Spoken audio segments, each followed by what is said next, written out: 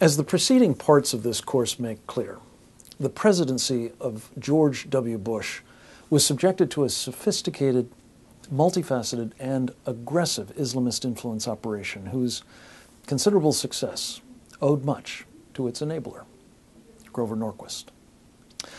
Hard as it may be to believe, the degree of penetration of the U.S. government by Muslim Brotherhood and like-minded operatives and the extent of their influence is even worse in the Barack Obama administration. That's due in part, at least, to the precedents and personnel practices established under its predecessor. In part, it's a reflection of the predilections of Team Obama, starting with those of the president himself. The next two parts of this course consider the state of the Muslim Brotherhood's civilization jihad against America during the Obama years. First, we'll focus on illustrative examples of Brotherhood-associated individuals who've been allowed to have access to, and in some cases actually been given positions in, the Obama administration. Then, in Part 9, we'll consider the significant and ominous effects on official policy that have been achieved under President Barack Obama by such individuals and their allies. The Obama administration has built on President Bush's practice of entrusting positions of influence, sometimes including key government posts, to individuals tied to the Muslim Brotherhood and/or other Islamist organizations. For the present purpose, an examination of 6 such individuals will suffice. Taken together with other officials who are clearly sympathetic to the Islamists' priorities, including Mr. Obama himself, the danger posed by these operators' penetration of the government is acute. Mr. Obama has proudly described Rashad Hussain as a, quote, Hafiz of the Quran, unquote, and therefore, quote, a respected member of the American Muslim community, unquote. Such individuals have committed to memory the Quran in its entirety and enjoy an honored status among Sharia-adherent Muslims as their feat is an indicator of one's devotion to Allah. Hussain has long been involved with various Muslim Brotherhood Front organizations, including Abdurrahman Alamudi's American Muslim Council, the International Institute of Islamic Thought, or IIIT, to which jihadists like Sami al-Arian and Jamal Barzinji also have ties. Hussain was also involved with the original Muslim Brotherhood Front, the Muslim Students Association. An example of Hussain's sympathies can be found in his public declaration at a Muslim Students Association conference in Chicago in September 2004 that Sami al-Arian had been subjected to a, quote, politically motivated prosecution, unquote. Some accounts indicate that he actually said persecution. In January 2009, Hussain was named Deputy Associate White House Counsel. According to his Wikipedia profile, among Hussain's responsibilities in that capacity have been national security and new media issues, quote, helping inform the administration's Muslim outreach efforts, unquote. Hussain has also been credited with consulting on the drafting of the president's first address to the, quote, Muslim world, unquote, delivered in June 2009 at Al-Azhar University in Cairo. On February 20th, 2010, President Obama announced that Rashid Hussain, Hafiz of the Quran, would serve as, quote, my special envoy, unquote, to the Organization of Islamic Cooperation. Even more than his White House job, Hussain's new post has proven to be a platform for facilitating official outreach to all the wrong sorts of Muslims and for promoting their agendas. For example, in a speech on July 20th, 2010, Rashad Hussain credited the president's Cairo address for having created a new framework for relating to Muslims, as he called it, quote, a framework that recognizes we cannot engage 1/4 of the world's population based on the beliefs of just a fringe few, and that our engagement can't be limited to an issue like violent extremism, but that it must be much broader than that, unquote. This statement is a classic influence operation. It misrepresents as the, quote, beliefs of a fringe few, unquote, what are, in fact, the teachings and practice of mainstream Islam's Sharia doctrine. It characterizes as, quote, violent extremism, unquote, what is actually jihad. And it insists that the United States must, quote, engage, unquote, with those who are perpetrating jihadism, or at least supporting it, despite such conduct. Rashad Hussain has also lent the prestige of his office to Muslim Brotherhood-mounted interfaith dialogue initiatives. For example, he participated in the August 2010 bridge-building trip Suhail Khan arranged for, among others, 8 Islamists, and U.S. Special Envoy to Monitor and Combat Anti-Semitism, Hannah Rosenthal. Speaking of bridges, Hussain has been among those in the Obama administration encouraging efforts to bridge the differences between the U.S. Constitution's guarantee of freedom of expression and the OIC's efforts to prohibit and criminalize worldwide expression that, quote, defames, unquote, Islam. Sayyid Qutb's description of a one-way bridge for bringing the infidel to Islam comes to mind. We will have more to say about the latest developments in this policy initiative in Part 9. Another prominent Obama appointee is Homa Abedin. She's described as a, quote, devout Muslim, unquote, who grew up in Saudi Arabia, born of parents who hail from what is now Pakistan. Her late father, Sayyid Zainul Abedin, clearly fit the profile of an Islamist. He is described as an Islamic scholar, but if he worked for 15 years in Saudi Arabia, it's a safe bet he was a Sharia adherent one. He also specialized in what is, as we have seen, a priority for the Brotherhood's stealth jihadists, quote, interfaith understanding and reconciliation, unquote, and promoting Muslim minorities in the West. Another clue about Sayyid Abedin's proclivities: he was a counselor in the 1990s to the Muslim World League, a vehicle the Kingdom of Saudi Arabia and wealthy Saudis have long used to underwrite Islamist proselytization and other operations around the globe. To calibrate the implications of such a tie to the World League, consider this. An Abedin family friend, who is said to have sponsored the Abedins after they moved to Saudi Arabia in 1977, and perhaps was responsible for getting them to make that move in the first place, was Abdullah Omar Nasif, the Secretary General of the Muslim World League. In that capacity, he wrote in 1989 that, quote, the secular worldview is the total negation of the Islamic faith, unquote. Therefore, he added, quote, the struggle of Islamic thought with modern secularism is part of the eternal warfare of Islam against kufr, against the powers of atheism, lie, and evil, unquote. Homa Abedin's mother is carrying on her late husband's work. She is the founder and vice dean of Dar al-Hikmah College in Jeddah, the director of an institute in London, and editor of its journal devoted to Muslim minorities living outside the Dar al-Islam, namely in the Dar al-Harb, or House of War. In addition, Salah Abedin is listed by the International Committee for the Peace Council, along with the likes of the Dalai Lama and Bishop Desmond Tutu, as one of the, quote, international peace counselors, unquote, who have earned, quote, the respect of their faith communities for how they live and what they do.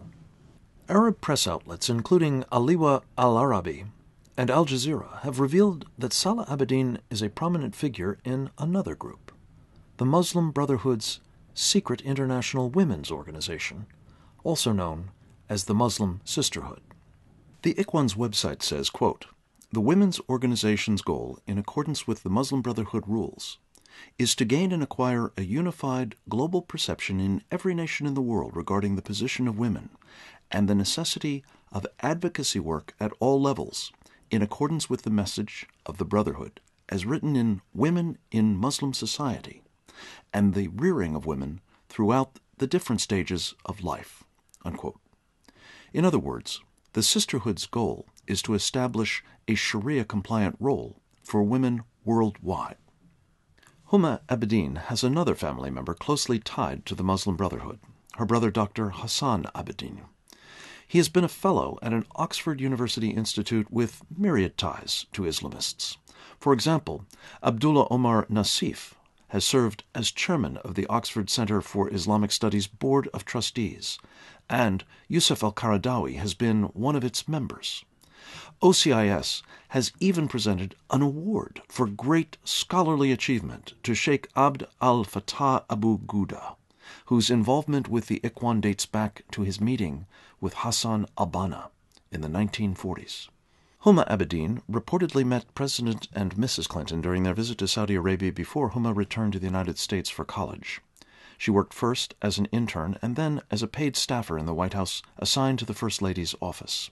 She was a senior advisor to Mrs. Clinton during her Senate tenure, and Abedin served as a traveling chief of staff to candidate Hillary Clinton during the 2008 presidential campaign. Homa Abedin's years of service to Hillary Clinton culminated in her appointment to the position of Deputy Chief of Staff for the Secretary of State when Mrs. Clinton joined the Obama administration in 2009. Secretary Clinton made a point of visiting Homa's mother at her university in Jeddah in 2011. On that occasion, she praised her aide and described her position as one that is, quote, very important and sensitive, unquote. That seems almost certainly to be the case, which raises a very important question. What impact does a key aide with close ties to the Muslim Brotherhood have on her boss's attitudes and decisions with respect to policy towards the Ikhwan and its fellow Islamists at a moment that is proven to be both very important and sensitive? Another individual exercising influence in Obama administration circles on matters involving Islam and Sharia is Dalia Mogahed. She came to the United States from her native Egypt at the age of 4 and took her undergraduate degree at the University of Wisconsin-Madison and her MBA at the University of Pittsburgh.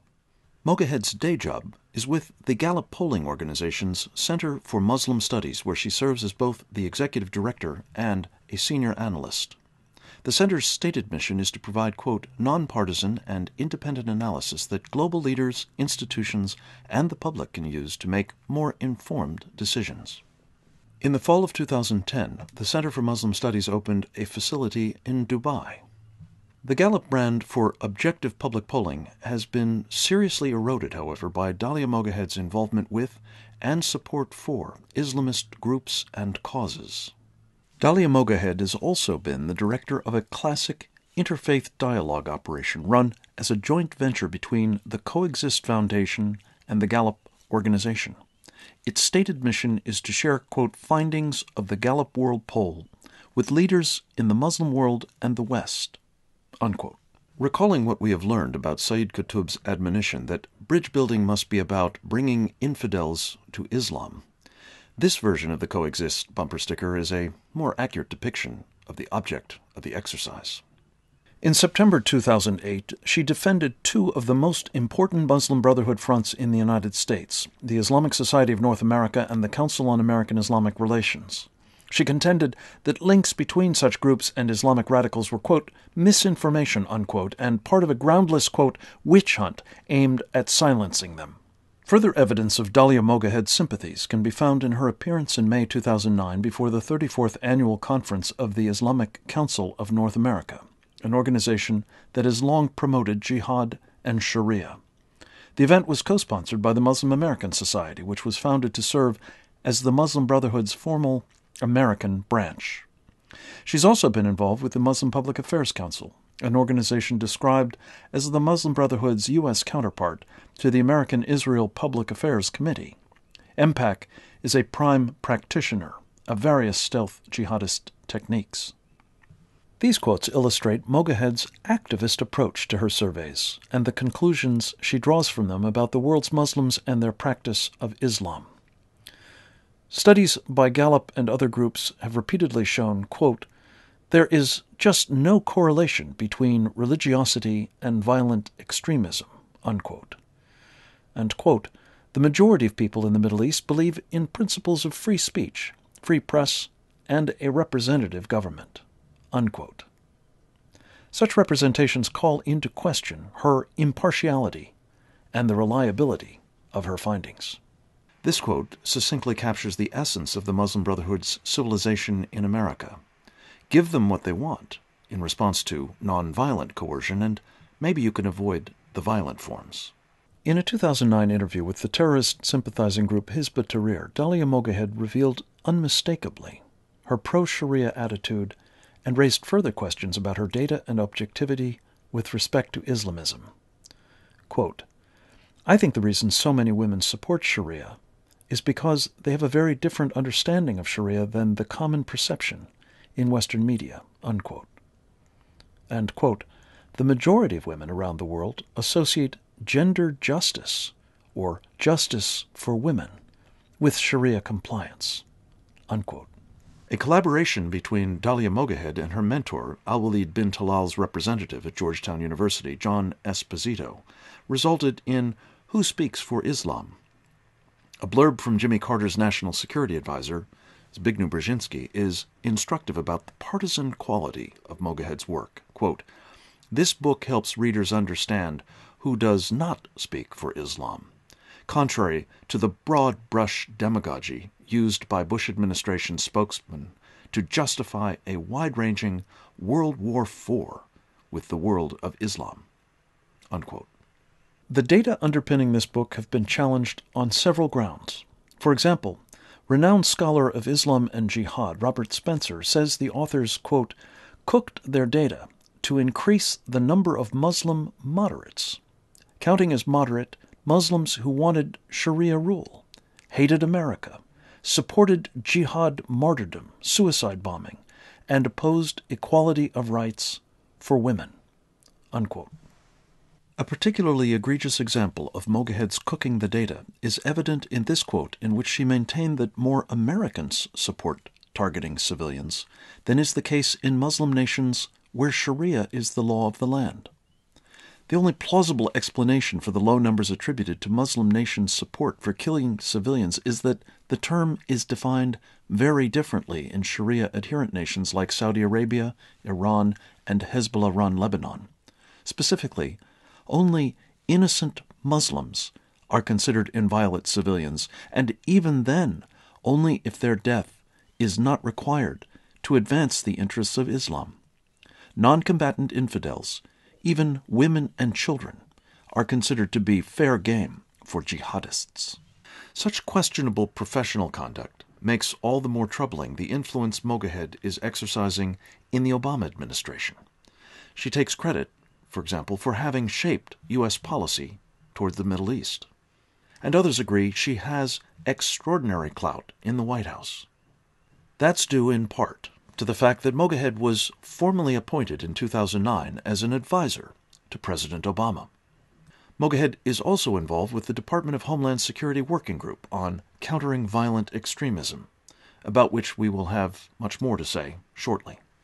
Finally, in a February 18, 2012 news item, the Wall Street Journal reported on a Muslim Brotherhood, quote, charm offensive, unquote, aimed at securing Western funding and investment in Egypt, despite the Ikhwan's virulent hostility towards non-Muslims and their capitalist system. Dalia Mogahed is quoted to the effect that a majority of Egyptians spurn Sharia in favor of economic development.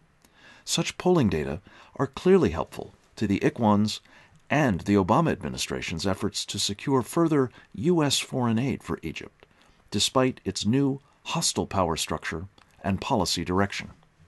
Dalia Mogahed's true colors are further evidenced by statements reflecting her hostility towards Israel. In a tweet sent on March 10, 2012, she declared, quote, "To those siding with Assad, he cannot deliver stability, protection of minorities, or resistance to Israel. He is a killer without legitimacy," unquote. Jihad Watch's director, Sharia expert Robert Spencer observed, Mogahed ignores the fact that Damascus was headquarters for Hamas and other jihad organizations, and Assad pursued a course of consistent hostility to Israel, but not hostile enough for Obama advisor Dalia Mogahed, unquote. It seems clear that a woman with Dalia Mogahed's skill set and proclivities should not be influencing U.S. policy towards the Muslim Brotherhood in the Middle East, let alone inside the United States. Chicago is a hotbed of radical Islamists. One of their leaders is Sheikh Kifa Mustafa, a Sunni Muslim of Palestinian extraction who hails from Lebanon, but is now based in the Chicago area. Mustafa is the driving force behind 3 Sharia-adherent entities in the area. He serves as the imam of a mosque in Bridgeview, the chairman of the Chicago Imams Council, and the founder of the Mosque Foundation. Kifa Mustafa was described by his friends at the Chicago branch of the Council on American Islamic Relations as, quote, an upstanding citizen who has served this country and its community time and again, unquote. Actually, Kifa Mustafa is a supporter of Jihad. He admitted to serving as the registered agent for Illinois of a convicted terrorism financing operation, the Holy Land Foundation. According to court records, he earned over $154,000 from the foundation between 1996 and 2000.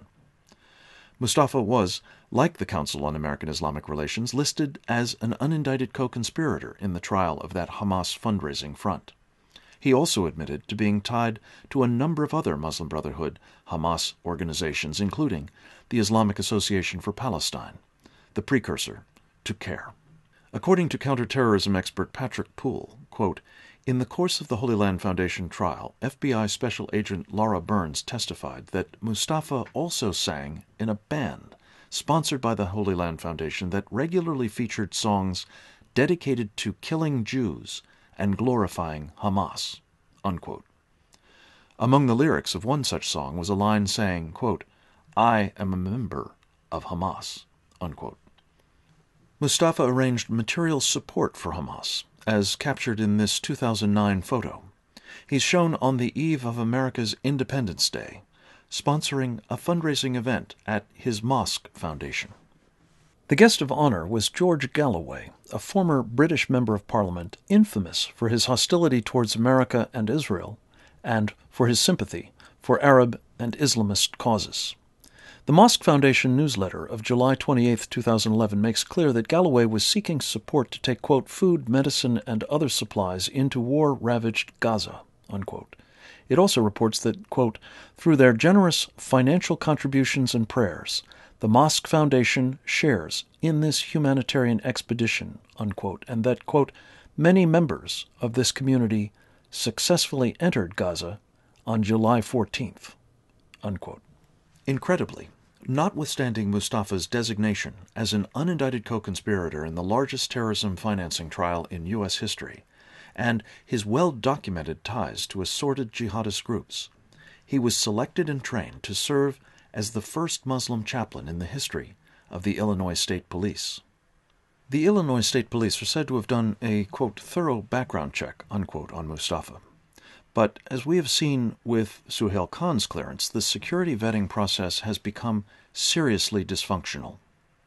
Upon learning of Mustafa's appointment, terrorism expert Stephen Emerson published a damning recitation of the imam's myriad ties to jihad, including, as Chicago television station WLS put it in an investigative report, quote, Justice Department documents that cite Mustafa as a member of the Muslim Brotherhood's Palestine Committee, an organization that federal prosecutors say raises money for Hamas and is committed to the globalization of Islam and violent jihad, unquote.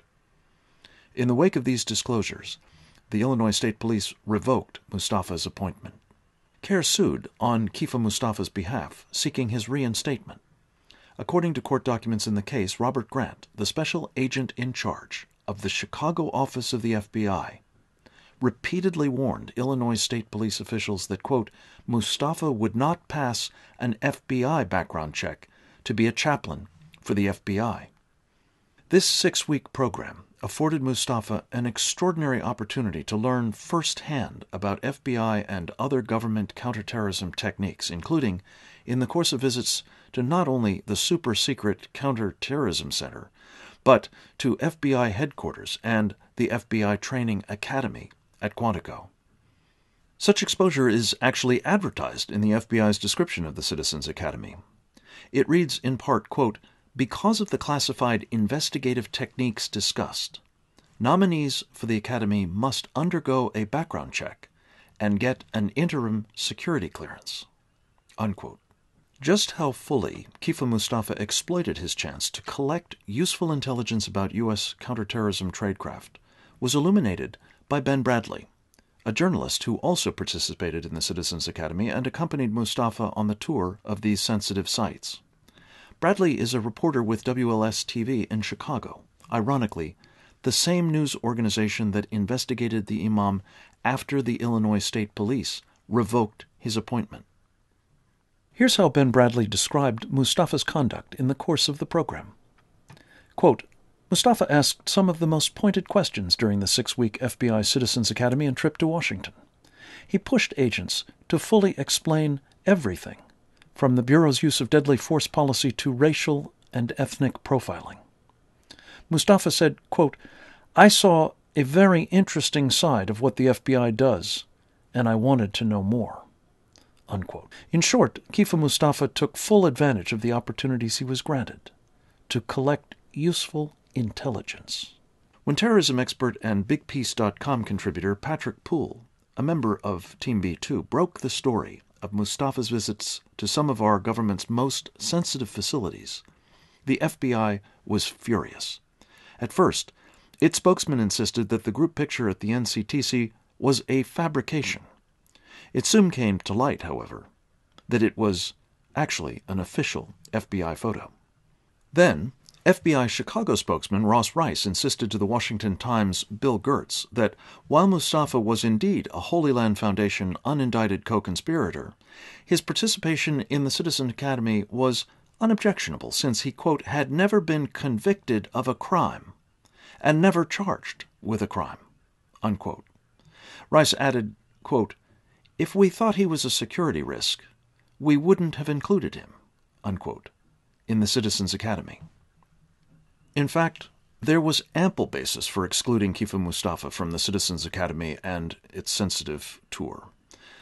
And the fact that this imam was allowed to participate in it is but one more example of the security environment, or more accurately, the insecurity environment created by the Obama administration based on Bush administration precedents and practices.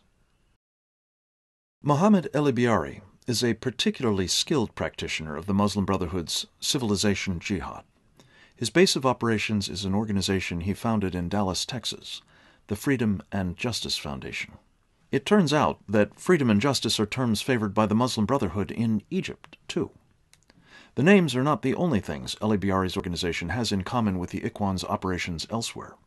It is also involved in several of the civilization jihadists' priority initiatives, including interfaith community relations and government influence operations. As is typical of Muslim Brotherhood-associated operatives, El-Biari affects a public persona of moderation and of rejection of violent jihadism and its supremacist goals. Yet, a review of his numerous op-ed articles and statements reveals a pattern of affinity for the Ikhwan critique of U.S. policies, judicial decisions, and counterterrorism practices that have impeded the Brotherhood's agenda. It is replete with examples of taqiyya, purposeful dissembling to confuse infidels for the purpose of protecting Islam or otherwise advancing its interests. For instance, El-Biari was a headliner for a 2004 event in Irving, Texas, marking the anniversary of the birth of the rabidly anti-American Iranian theocratic revolutionary, Ayatollah Khomeini. When challenged about his appearance, El-Biari penned an op-ed in the Dallas Morning News in which he professed to be ignorant about both the nature of the tribute and the Ayatollah's political purposes beyond what El-Biari considered his admirable pursuit of, quote, Muslim unity, unquote.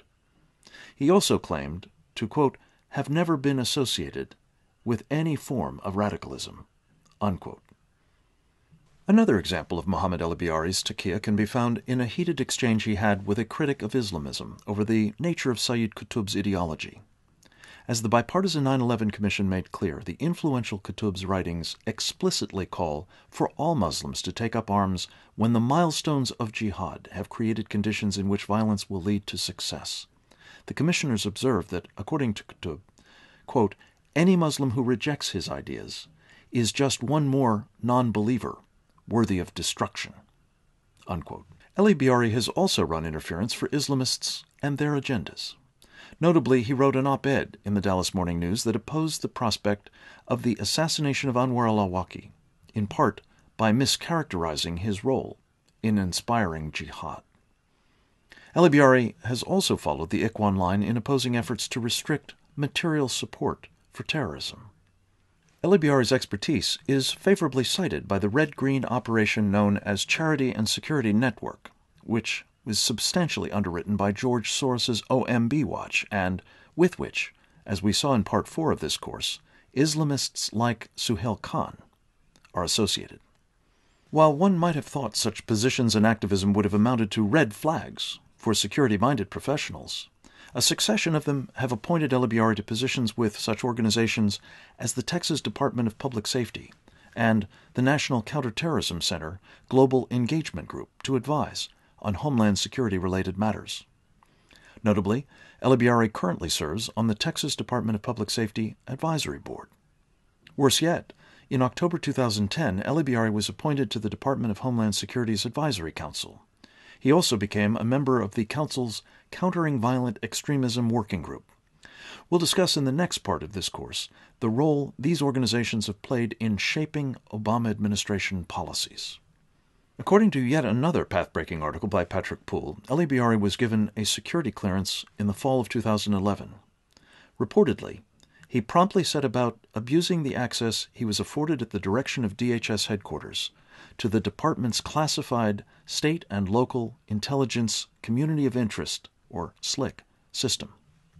According to counterterrorism expert Poole, on October 21, 2011, within hours of gaining access to the SLIC system, Mohammed Eli Biari mined it to obtain Texas Department of Public Safety reports marked for official use only.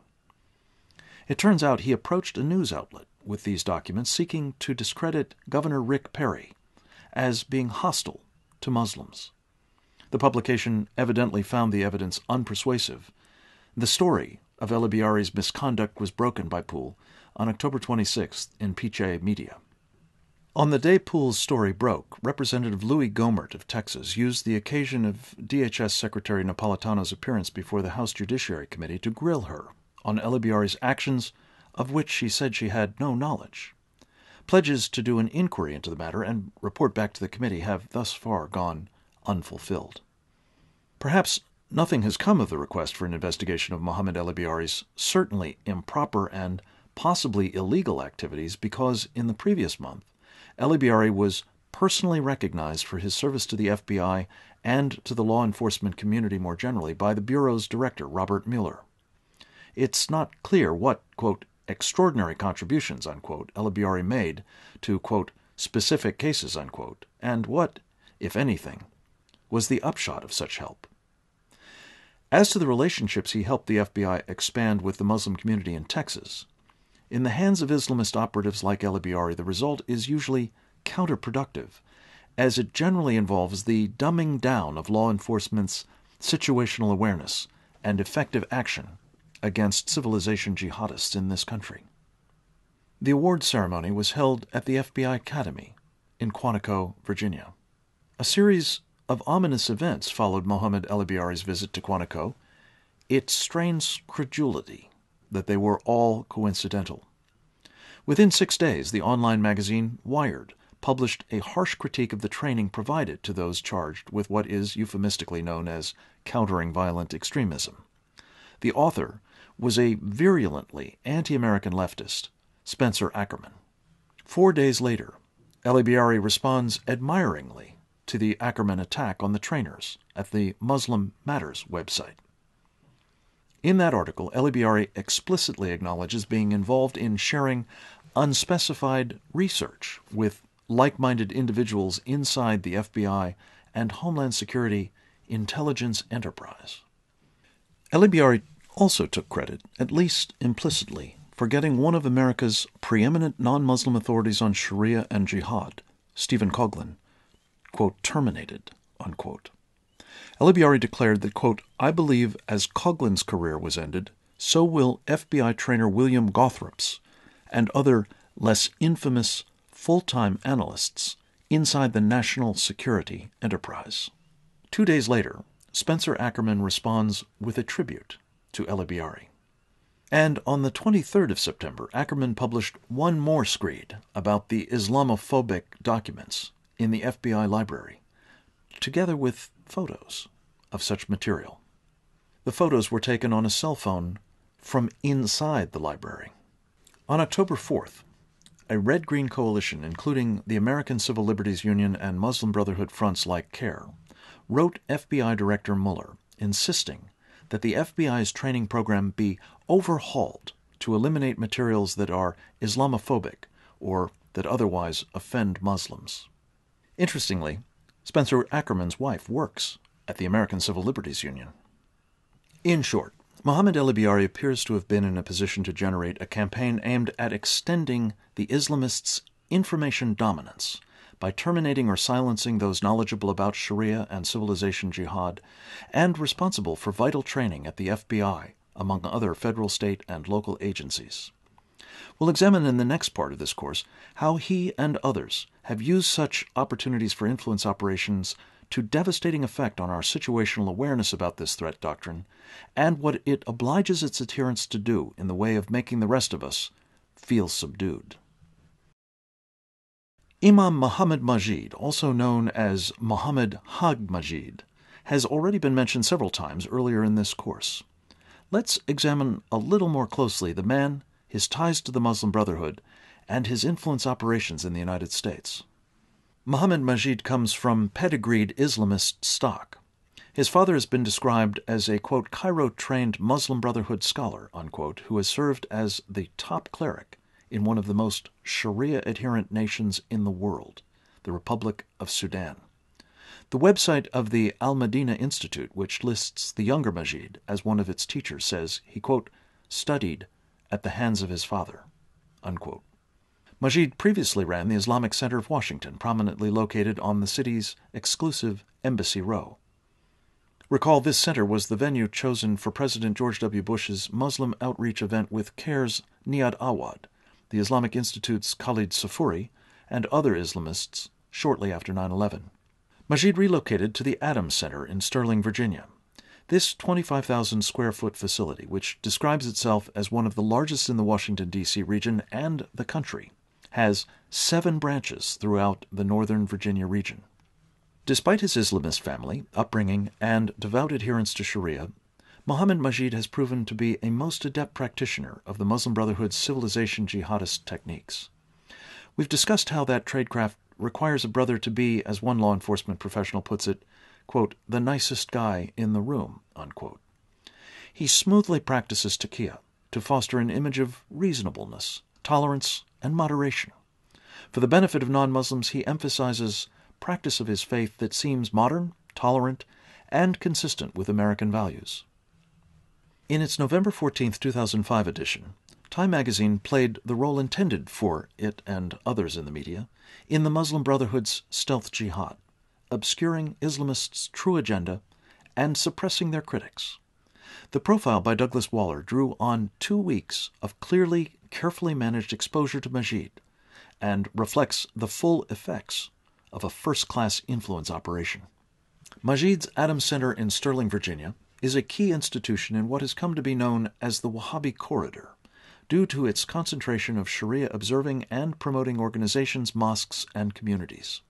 Paul Sperry, a highly regarded investigative reporter and best-selling author on the penetration of America by Islamists, has described the Adams Center as, quote, the second most dangerous mosque in America, unquote, being bested only by another of the Wahhabi Corridor's facilities, Anwar al-Awlaki's Dar al-Hijra in nearby Falls Church, Virginia. As we noted at the outset of this course, much that would be instructive about Muhammad Majid's activities and other Muslim Brotherhood operations is not publicly available at the moment. What is in the public domain, however, is ample to establish that Majid's so-called moderation is completely consistent with the Ikhwan doctrine for deferring the use of violence in nations like the United States until other jihadist techniques have created conditions where it is likely to succeed in subduing all opposition to Sharia's imposition. In fact, he is today one of the more accomplished practitioners of these sorts of stealthy means of advancing that goal. Other data helps reinforce this more accurate assessment of Mohammed Majid and his agenda. For instance, around the time of 9/11, a veritable beehive of Muslim Brotherhood-affiliated organizations operated behind the nondescript facades of 2 office buildings in Herndon, Virginia, just outside Washington, D.C. Federal affidavits state that the Grove Street addresses housed more than 100 interlocking Muslim organizations. What interlocked most of them was an entity known as the Safa Group, and funding provided substantially by one individual, a wealthy Saudi Islamist named Suleiman Abdul Aziz al-Raj. Al-Raj's initials gave rise to the name of his funding vehicle, the SAR Foundation. The president of the Safa conglomerate was Jamal al-Barzinji. Senior Special Agent David Kane of the Bureau of Immigration and Customs Enforcement asserted in a sworn affidavit that there was no innocent explanation, quote, for the use of layers and layers of transactions between Safa Group companies and charities other than to throw law enforcement authorities off the trail, unquote.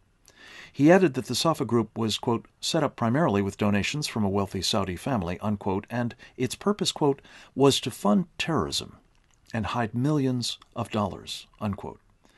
Kane observed that the complex nature of the, quote, myriad financial transactions and the fact that much of the money was sent to tax havens with bank secrecy laws make it impossible to trace the final destination of much of the money, unquote.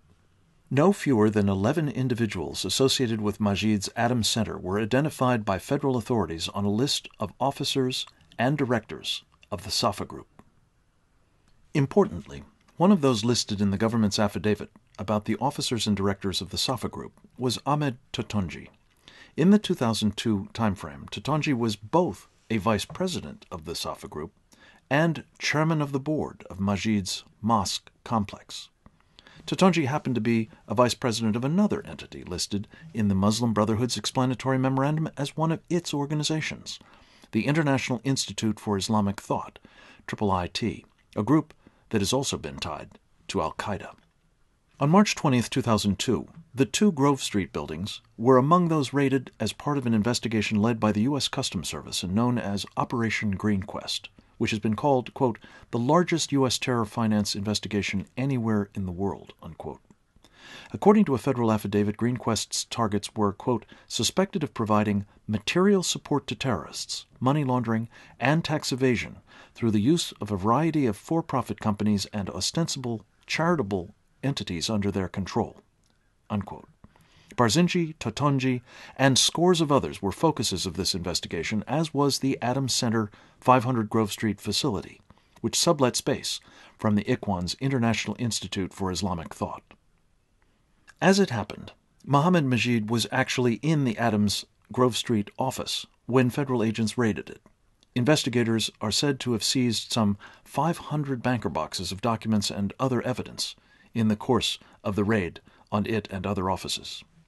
Unfortunately, turf fights between the Bureau of Immigration and Customs Enforcement and the FBI resulted in May 2003 in an agreement that shut down Operation Green Quest.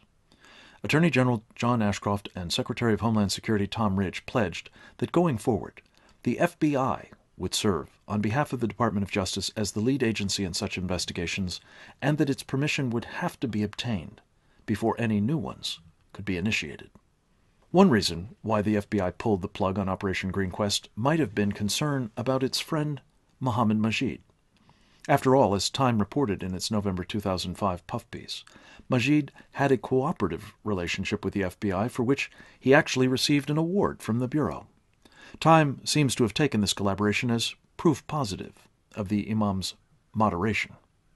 As Time put it, quote, for Majid, that has meant not only condemning terrorism but also working closely with the FBI in battling it.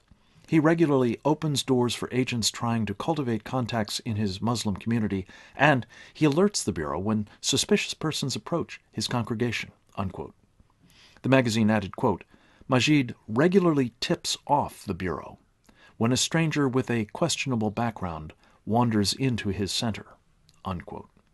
In response to the Time profile's publication and its characterization of him as what amounts to an FBI snitch, Majid issued an open letter to his congregation. It flatly contradicted the idea that his involvement with the Bureau was anything other than what in fact it is, a vehicle for waging civilization jihad, including the employing of taqiyya for the purpose of subversion. He wrote that, quote, "The nature of my relationship with the FBI and law enforcement is that I meet monthly as a member of a collaborative effort by a number of Muslim American organizations that advocate mutual respect and rights in dealing with federal law enforcement agencies. I often convey to the FBI that our Muslim community needs to be treated as partners, not as suspects," unquote. Majid added, quote, "Our advisory committee does not use these monthly meetings to report on the activities of our community members, as the purpose of the meetings are solely to create avenues to work with law enforcement to preserve our civil liberties and civil rights," unquote. The FBI's trusted interlocutor, Mohammed Majid, is not only the leader of one of the most dangerous Islamist mosques in America, and a man who admits to playing what amounts to a double game with the Bureau, pretending to cooperate, but really using his access to promote a subversive Ikhwan agenda aimed at destroying Western civilization from within by our hands. In addition, as it happens, after 2 terms as Vice President of the Islamic Society of North America, Mohammed Majid became, in September 2010, the organization's president. To recap what we've learned about ISNA thus far, it topped the roster attached to the Ikhwan's 1991 explanatory memorandum on the strategic goals of the group, under the heading, quote, "A list of our organizations and organizations of our friends." ISNA was identified by the prosecution in the 2008 Holy Land Foundation trial as an unindicted co-conspirator, a designation that was upheld by 4 federal judges on the basis of the evidence produced by the government, including the explanatory memorandum. On December 22, 2003, Senate Finance Committee Chairman Chuck Grassley and Ranking Member Max Baucus wrote the Director of the Internal Revenue Service seeking detailed information about the Islamic Society of North America and 24 other Muslim American organizations that, quote, "finance terrorism and perpetuate violence," unquote. The senators subsequently concluded that what law enforcement was doing to investigate these groups was sufficient, a pronouncement ISNA and others listed portrayed as a complete exoneration. The Finance Committee took the unusual step of issuing a statement in response that said, in part, quote, "The fact that the committee has taken no public action based on the review of these documents does not mean that these groups have been cleared," unquote. While the committee said it would continue to monitor this portfolio, like Operation Greenquest, it seems effectively to have been terminated before it could do any real damage to the targets of its investigation. As will be discussed in Part 9 of this course, on February 8, 2012, the FBI further legitimated the Islamic Society of North America and its Islamist friends. On that date, Director Robert Mueller capitulated to demands by Mohammed Majid's ISNA and other Muslim Brotherhood fronts that, pursuant to Spencer Ackerman's reporting, the Bureau's files be reviewed for documents and briefing materials that these groups would deem offensive. He told his interlocutors that included Majid that 700 such documents and 300 briefings had been purged. True to form, the Muslim Brothers responded to such submission by demanding more. In a joint statement, the group said that they had, quote, "suggested that a committee of community leaders and experts be assembled to review training material issued by the FBI. Meeting participants requested that the training process be open and transparent moving forward and requested future meetings with Director Mueller to continue the conversation," unquote. Actually, any such future meetings with ISNA, and indeed the one held on February 8, 2012, would defy the express will of Congress. At the initiative of Representative Frank Wolf of Virginia, the sole Republican to date formally to denounce Grover Norquist's Islamist influence operations, the statement of managers accompanying the Consolidated and Further Continuing Appropriations Act of 2012, signed into law by President Obama on November 18, 2011, reads as follows, quote, "Liaison Partnerships. The conferees support the FBI's policy prohibiting any formal, non-investigative cooperation with unindicted co-conspirators in terrorism cases. The conferees expect the FBI to insist on full compliance with this policy by FBI field offices and to report to the Committees on Appropriations regarding any violation of the policy," unquote. Regrettably, the FBI is not the only federal agency that has embraced Mohammed Majid, in some cases, literally. Here are a very few, but highly illustrative examples of Majid's success in penetrating other parts of the Obama administration. The FBI's chain of command at the Justice Department has made Mohammed Majid, his Adams Center, and ISNA mainstays of its Muslim outreach efforts. The Attorney General has met with Majid and other Islamists at least once, something his predecessor Alberto Gonzales declined to do after ISNA was named an unindicted co-conspirator in the Holy Land Foundation trial. And General Holder's assistant for civil rights, Thomas Perez, actually hugged Majid on stage at an event in Washington in October 2011. More importantly, as we will discuss in Part 9, Perez has used his office to intervene on behalf of Muslims claiming victimhood at the hands of racists and Islamophobes. At the same October 2011 event held at George Washington University, further fruit was harvested in the Elibiari Ackerman Majid effort to neuter U.S. training for combating violent extremism. Deputy Attorney General James Cole declared, quote, "I recently directed all components of the Department of Justice to reevaluate their training efforts," unquote. U.S. Attorney Dwight Holton of Oregon added that there would be a complete ban on FBI training materials that link Islam to violence in any way. He said, quote, "I want to be perfectly clear about this. Training materials that portray Islam as a religion of violence or with a tendency towards violence are wrong. They are offensive, and they are contrary to everything this President, this Attorney General, and Department of Justice stand for. They will not be tolerated," unquote. One of the countless examples of the Department of Defense's outreach to, and thereby legitimization of, the wrong sorts of Muslims occurred on February 24th when Peter Lavoie, the acting Assistant Secretary of Defense for Asia and Pacific Affairs, followed up on a meeting at the Pentagon with Mohammed Majid the day before. Lavoie appeared at Friday services at the Adams Center to apologize on behalf of the Pentagon and the United States government for the unintentional burning in Afghanistan of Qurans that had been defaced by Islamist detainees. As Majid put it afterwards, quote, "It was very satisfying, very heartwarming to hear an apology 3 times in one speech," unquote. Mohammed Majid also attended what has been described as an intimate iftar dinner hosted by the U.S. Department of Treasury in August 2010. One of his colleagues subsequently crowed that, quote, "ISNA representatives were given a very open platform to discuss our concerns," unquote.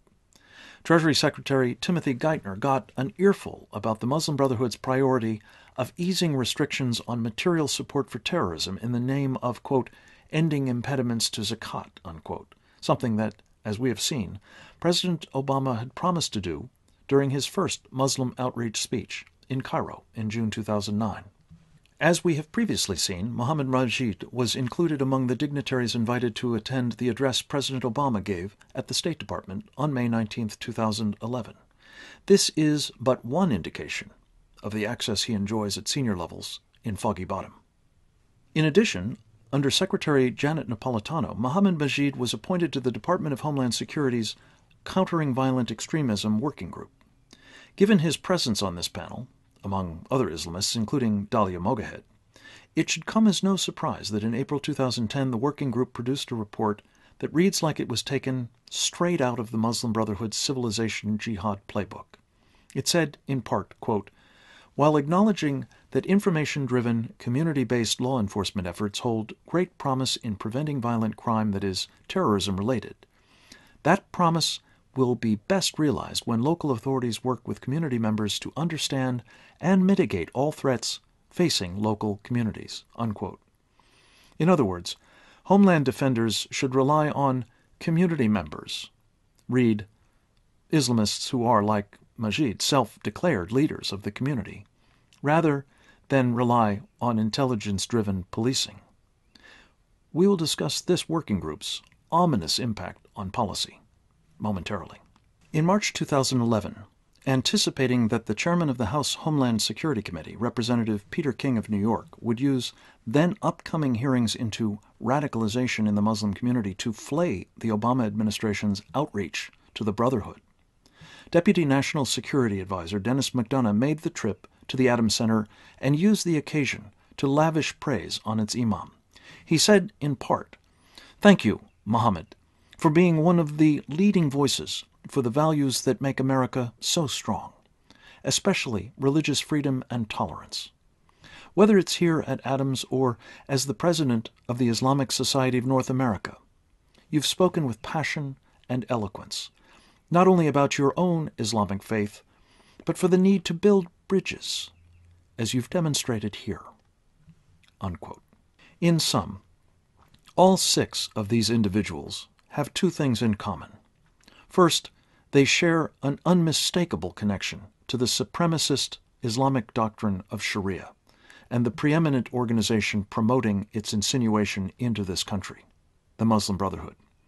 And second, they've achieved, to varying degrees, considerable success in gaining access to and influence with the administration of Barack Obama. Unfortunately, these are not the only examples of such penetrations. Others are hiding in plain sight and warrant the sort of critical attention long overdue with respect to this cohort. Even taking into account the openings and precedents created by the Alamoudi-Norquist network during the previous administration, it's hard to imagine that the sorts of inroads made by Muslim Brotherhood operatives discussed in this part of the course and the next one could have happened without the assent of the president himself. A deep drill down on his background and proclivities is beyond the scope of this course. Reference materials available at www.securefreedom.org, however, provide a wealth of data and insights into such factors for those interested in exploring them further. Suffice it to say, for the present purpose, that those factors have greatly compounded the danger posed by the Muslim Brotherhood and others engaged in the civilization jihad against America. Even taking into account the openings and precedents created by the Alamoudi-Norquist network during the previous administration, it's hard to imagine that the sorts of inroads made by Muslim Brotherhood operatives discussed in this part of the course and the next one could have happened without the assent of the president himself. A deep drill down on Barack Obama's background and proclivities is simply beyond the scope of this course. Reference materials available at MuslimBrotherhoodinAmerica.org, however, provide a wealth of data and insights into such factors for those interested in exploring them further. And Part 9 will develop the ways in which the Obama administration is transforming America and its policies at home and abroad in ways favored by its Islamist friends. Suffice it to say for the moment that President Barack Hussein Obama's personal history and predilections have greatly compounded the danger posed by the Muslim Brotherhood and others engaged in the civilization jihad against America. An image and a quote, however, convey a sense of the magnitude of the president's own attitudes that are contributing so dramatically to the policies his administration is pursuing, largely to the delight of the Muslim Brotherhood and other Islamists, and to the grave detriment of the United States' security and vital interests. These are the subject of Part 9.